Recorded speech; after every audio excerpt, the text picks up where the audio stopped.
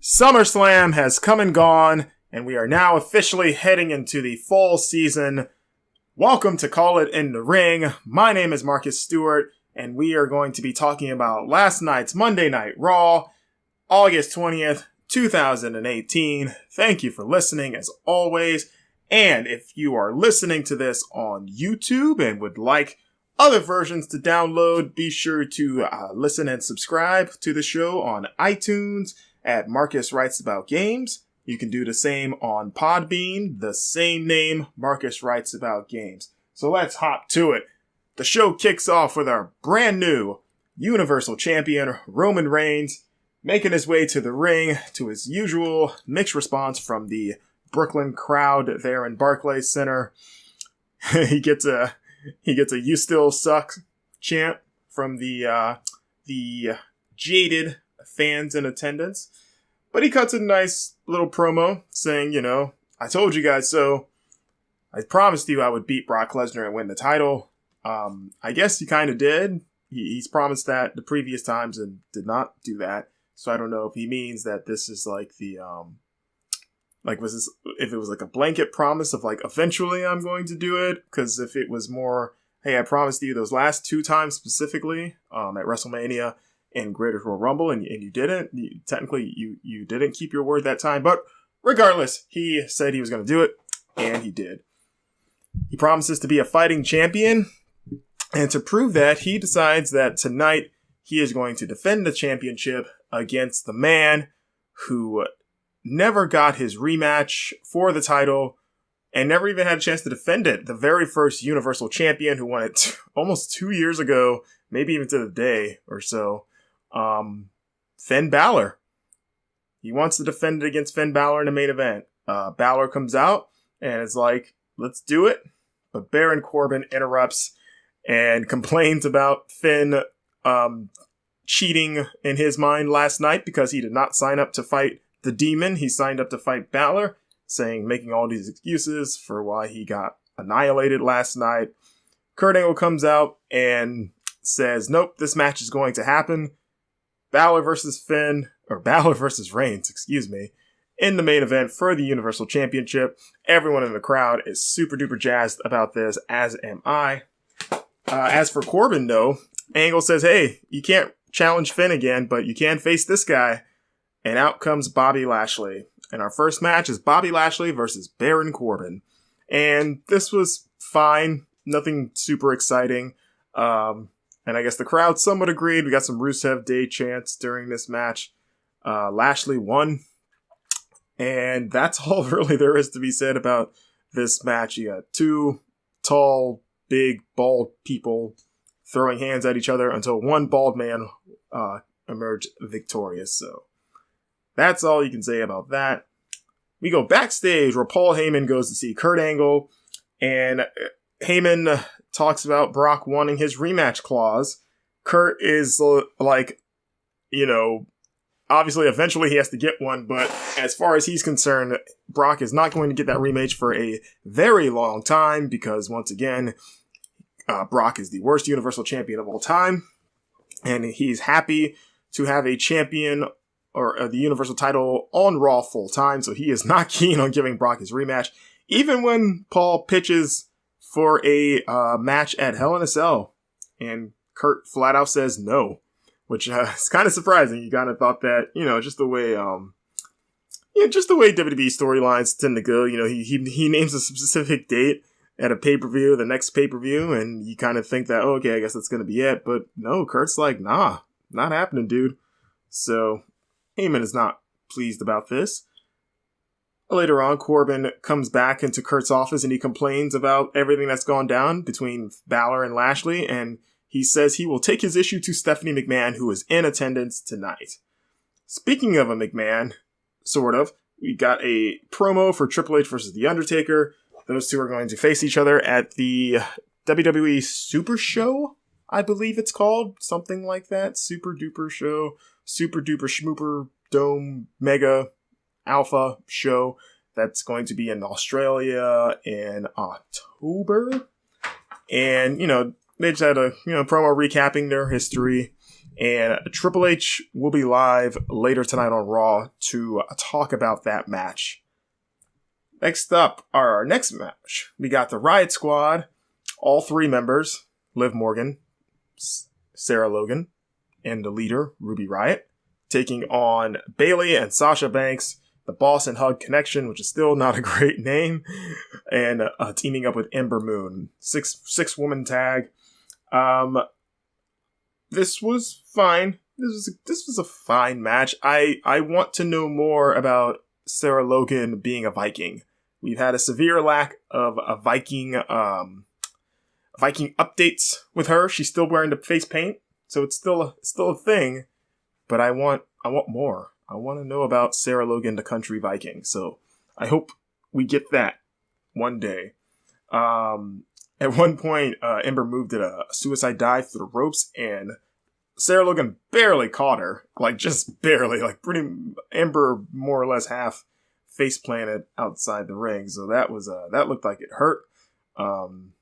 Maybe if Logan was more of a Viking, she would have caught Ember better. At one point, Coach, who was back on commentary, unfortunately, really miss Renee Young, or anyone or just an empty chair would even be better.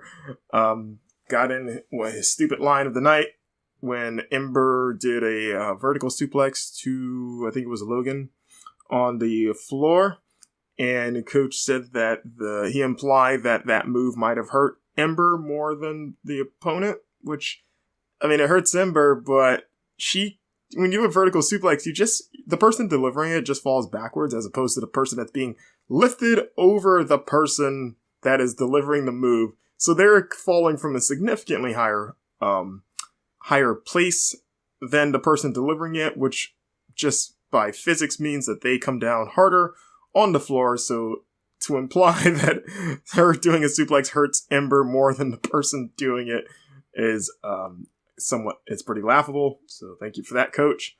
Ruby Riott wins when she hits the Riot kick to Sasha Banks. And that's all there is to that match.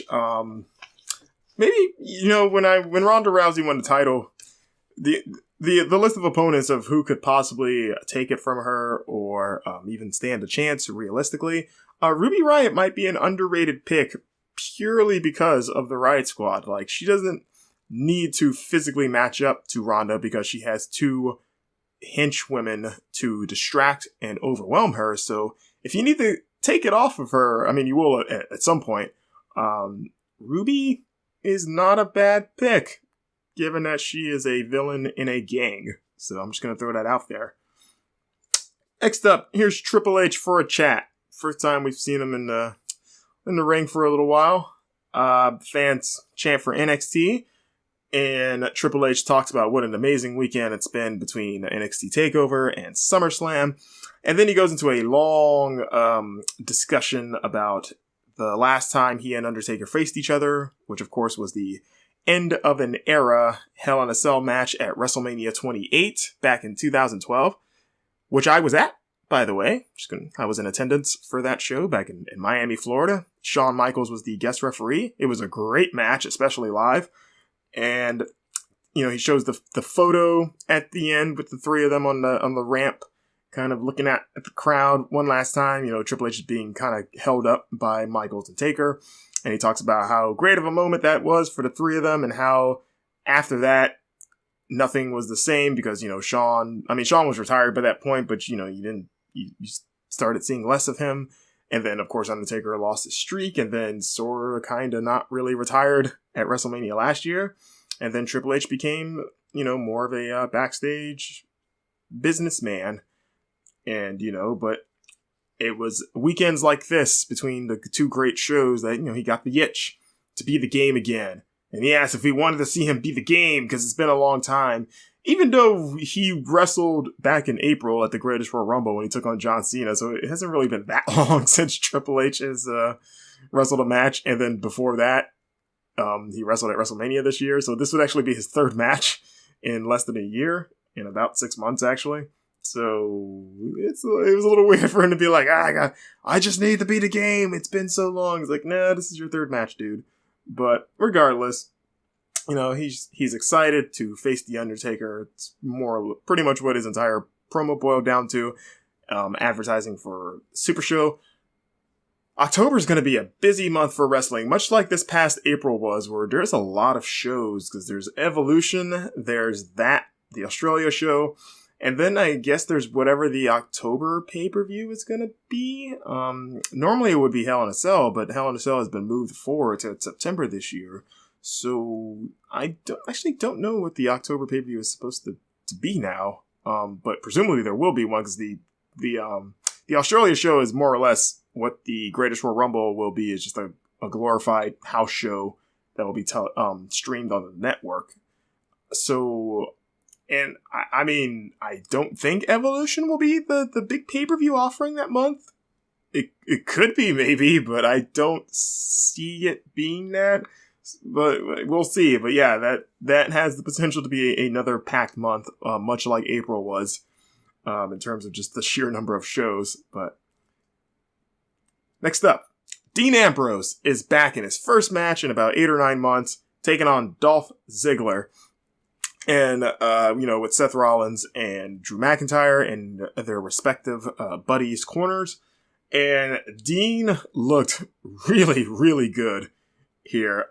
His style has changed, where he started off pretty technical, kind of going hold for hold with Dolph, who of course is a bit of a technical wizard himself. And more impressively is that Dean showed off some new power moves. I mean, he wasn't manhandling Dolph like Brock Lesnar or anything like that, but for him, this was, he had a very nice looking fall away slam. He to win the match, of course, because Dean won, he threw, Dolph went for his, that jumping DDT that he does, and Dean just kind of caught him, threw him up in the air, and then caught him down as the Dirty Deeds, and it looked really good. And Dean had a great intensity. He just looked not only really good and crisp, but he looked just refreshed. And very refreshed, and has a much needed serious edge about him, because towards the last couple of years or so, they've really kind of made him a little too goofy or hammy at times. And this Ambrose is very much a no-nonsense, crazy man. He still has not spoken. He has not cut a single promo since he's been back. Which is interesting to me, given that Dean is one of the biggest and one of the better talkers in the company. They have not had him speak yet. And, this, of course, Seth and Drew McIntyre got into it at ringside. So, it became a big brawl at one point. But Dean picked up the win, and I was very happy with what I saw with him. And I look forward to seeing where he goes in the future, because he looks awesome right now. So, great return match for Mr. Ambrose. Finn Balor's backstage getting ready for his Universal Championship match, and Braun Strowman comes up to him and gives him a warning saying, hey, just like I did last night, I'm telling you straight up that I'm going to cash in tonight, and so you have no excuse. You're going to know it's coming if you win the title tonight, so good luck. Elias comes out for his weekly concert. He thinks that someone is purposely trying to sabotage his career because his guitar, which is made by Fender, because Elias has an actual deal with Fender guitars, if you're not aware. It says that Fender's guitars are too good to just break the way that they did last night at SummerSlam. So he's like, I fired some of my crew, his roadies, and he wants to know who's doing this to him. And he was told by his doctor to avoid coming back to Brooklyn, but he couldn't help but come out and perform. So as he starts to play his little ditty, Kurt Hawkins, of all people, interrupts him. And Kurt cuts a nice little promo saying that, because Kurt's a very charismatic dude, saying that he challenges Elias to a match. And he's like, hey, I'm going to end my losing streak. I think he's up to 210 matches that he's lost in a row, something like that. Definitely over 200. And he's like, hey, Elias, let's do it. You want to, you want to be a statistic tonight? And of course, Elias just laughs him off, saying that, Kurt, was born a loser and he's going to die a loser, and that the fact that he's even out here is a waste of Elias' time, and tells him to get the hell out of Brooklyn. Kurt goes to leave, but then kind of stops and,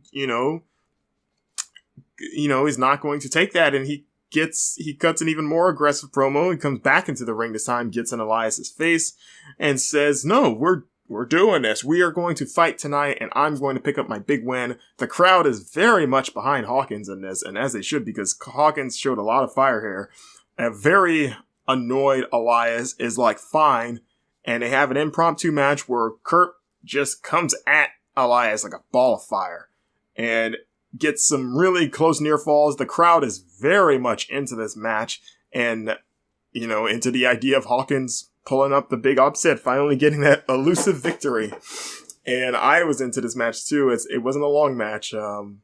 Kurt threw everything he had at Elias, but unfortunately it was not enough. Elias hit the drift away for the pin.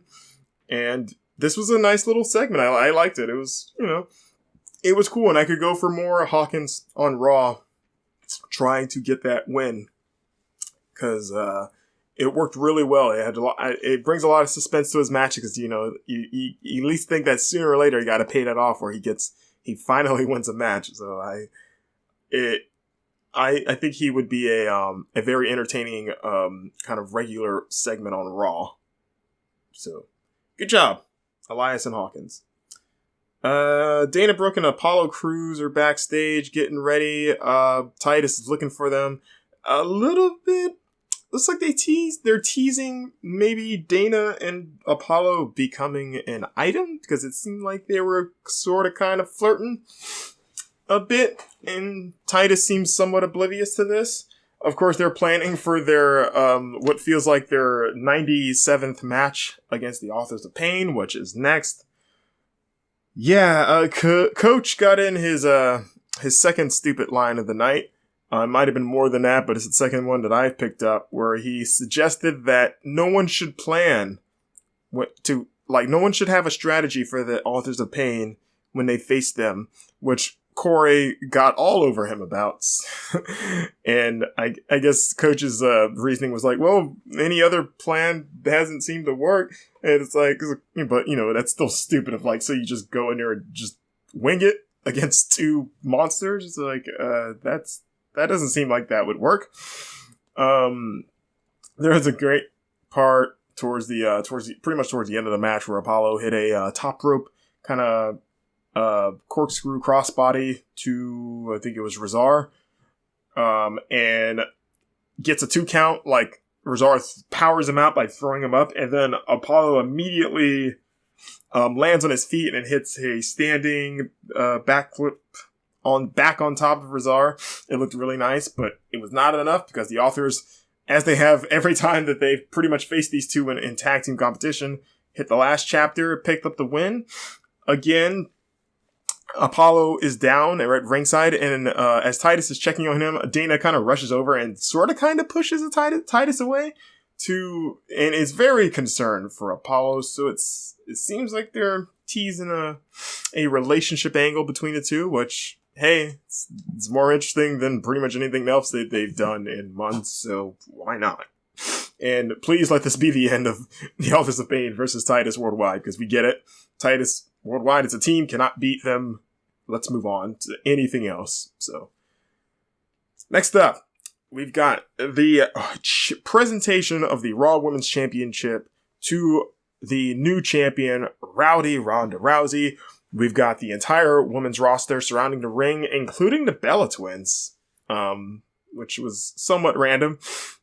Stephanie McMahon is in the ring and starts, sucking up to Ronda, saying that the reason that she has become successful is because of her vision, and that she calls Ronda her protege, saying that she took this this piece of coal and shined it up to a diamond.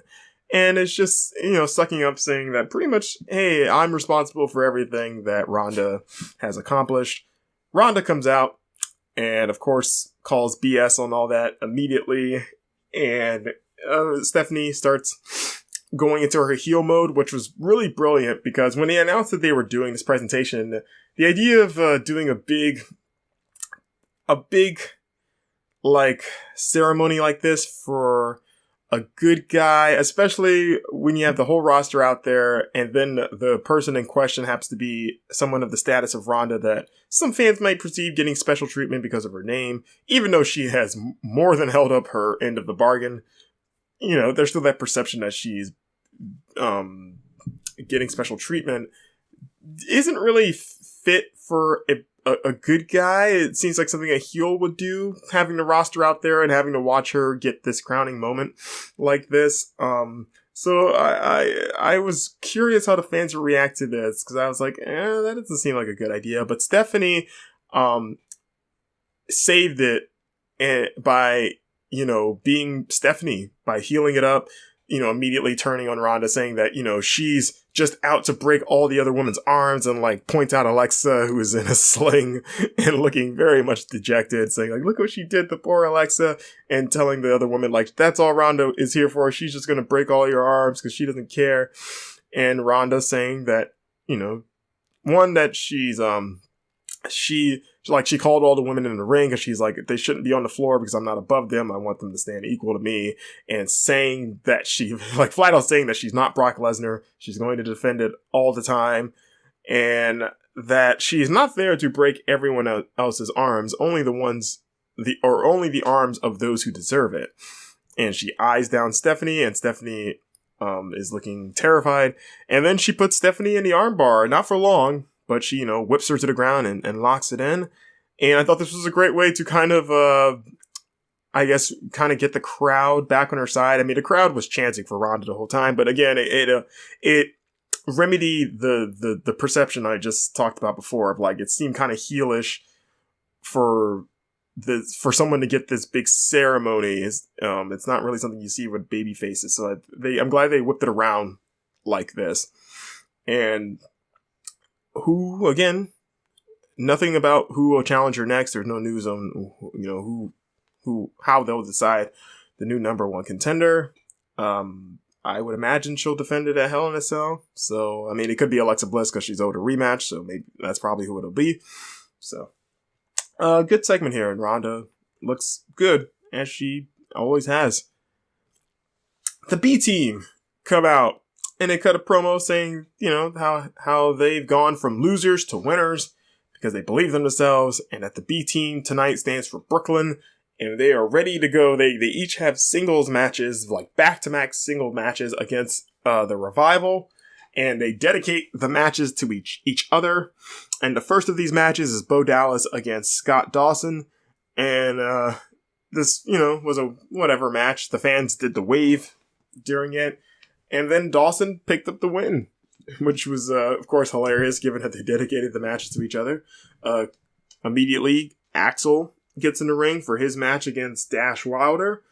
And then Dash Wilder picked up the win, which was very nice to see. One, because I'm a big fan of the Revival. And two, because there was no 50-50 booking, and WWE loves doing that, especially in these scenarios where you have a tag team do singles matches against each other. I mean, we saw recently with AOP and Titus Worldwide. So, it's such a useless and cliche thing for WWE to do that to see the Revival sweep B team in singles matches was very refreshing and something that made me really happy. Post-match, the B team got back on the mic and said, like, well, we're still the tag champions, So maybe Hell in a Cell Revival gets their rematch for the the Raw tag team titles and winning. I'd like to see that. Or if nothing else, it'll just be the AOP being the ones to act as the buzzsaw to the B team's fun. So Roman Reigns is being interviewed backstage, and they bring up, hey, how do you feel about Braun Strowman pretty much saying he's going to cash in tonight? Roman says he is not concerned with Braun because Braun did the same thing the night before and it didn't affect him at all. I know what he's saying, but technically Braun did affect him, not directly, but it did play a huge, it was a huge factor in Roman winning the match because, as actually Corbin pointed this out in the beginning of the show, the only reason that Roman won was because Brock was more concerned with Strowman than Roman, and then Roman took advantage of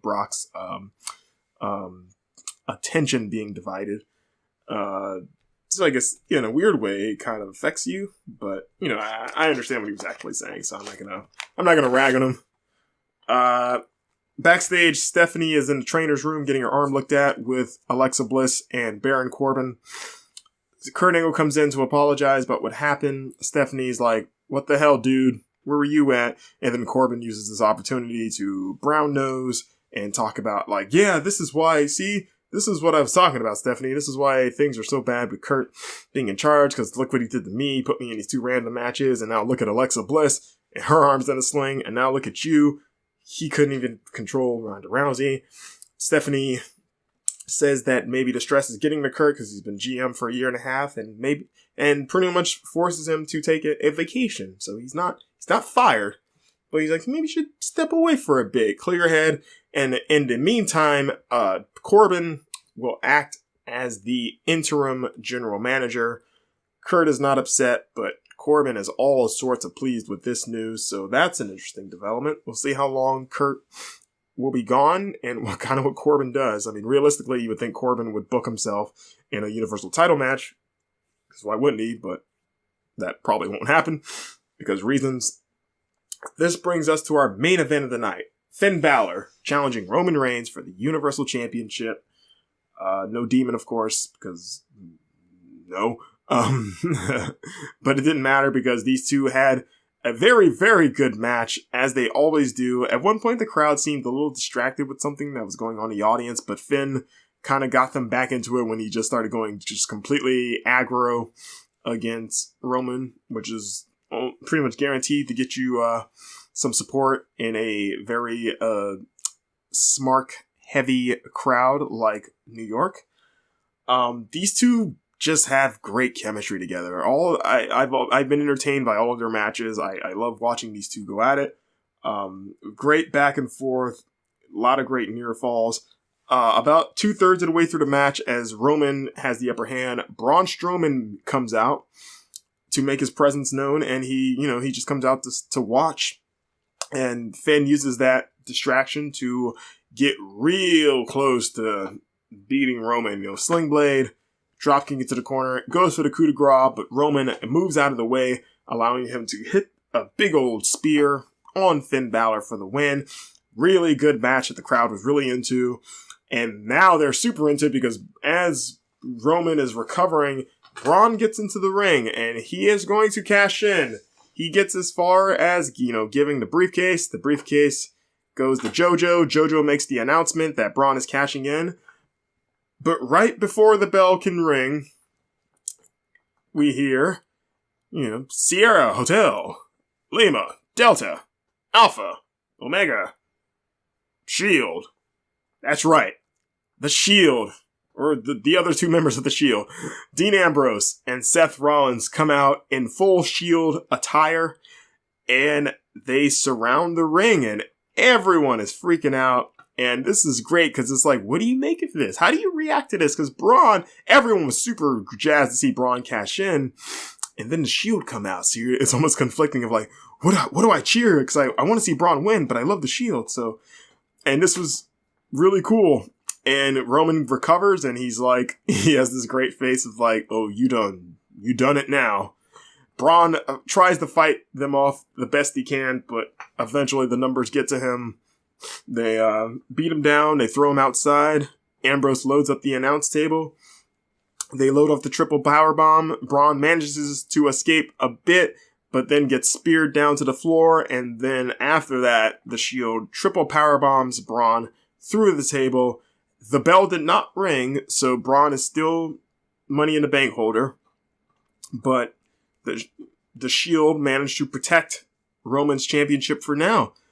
And this is an interesting development because, I mean, on one hand, it's kind of interesting to see a good guy, babyface champion have a gang that protects him and his title, but it's a gang that's also good guys that people really, really like. And also the other one of the other members of the gang is a champion as well, because Seth is the Intercontinental champion. So it's interesting, but it also works because the Shield, the idea behind the Shield is that these three guys are brothers, basically, not blood, obviously, but, they may as well be, and that they vow to have each other's backs. So it makes sense for them to look out for Roman like this, and also plays into the Shield's original mantra of battling injustice, because that was how the Shield originally debuted, was that they came to thwart injustice, or what they perceive to be injustices in the WWE. So in their mind, the idea that Roman would have to defend the title immediately after, successfully defending it against a fresh Strowman without time to prepare, even though Strowman did announce that he was going to do it. To them, that's not fair. And that kind of fits into their, kind of low-key fits into their whole injustice thing. So I thought that was a nice added layer of logic. And this adds an interesting wrinkle to Roman's title reign that I don't think a lot of people expected. So, now you have to wonder, will the Shield always be a factor in Roman's title matches? Or will they act as a deterrent to Braun Strowman cashing in? Now Braun has to get around that, but neither of them are heels. So what happens from here? Does Braun turn heel because he's upset with the Shield for screwing him over and now has to deal with them, even though it's weird for him to be the one that turns heel just because he was the victim of gang violence. So, if nothing else, I'm very much interested in where Roman's reign goes from here. And even for the other two, what does this mean for Seth's Intercontinental title reign? Will the Shield protect that? And what does Ambrose do? Because again, we have not heard Ambrose cut a single promo. So where is he at? So very hot ending to a pretty hot Raw in terms of the crowd. Everyone was really into it pretty much for most of the show. This was a good way to set up future storylines. That, the Shield are back. Roman's champion. Angle is not the GM for the moment. Rousey is champ. And where does she go now with the Stephanie thing? No Kevin Owens tonight. I think was he the only big star that was missing tonight, maybe. So yeah, they're setting themselves up for their next fall's worth of storylines, and fall can kind of be a dead time for WWE because football starts, and it has, like I said, it has a tendency to kind of be a dead period some years. So we'll see what this fall entails. But this was a great setting the table for at least the next month of stories. So fun show, very fun and very cool ending too. So that wraps up Monday Night Raw, guys. Thanks for listening. I will be back tomorrow for a SmackDown Live review. Once again, listen and subscribe on Podbean and iTunes. Marcus Writes About Games. And be sure to like, share, subscribe, YouTube, or any of those versions. I'd really appreciate it. And if you want to listen to other podcasts and shows that I do on video games, be sure to check out my game chat on the IGN plagiarism controversy, as well as Carving Gaming Rushmores. You can find those on my YouTube page, in my playlist. Video game list and debate show with two other guests, where we decide the top 4 examples of video game related topics. I've got a new episode coming hopefully this week. And yeah, thanks for listening. And if you want to find me on Twitter, I am at Marcus Stewart 7. That is the number 7. And until next time, have a good one, guys. Adios.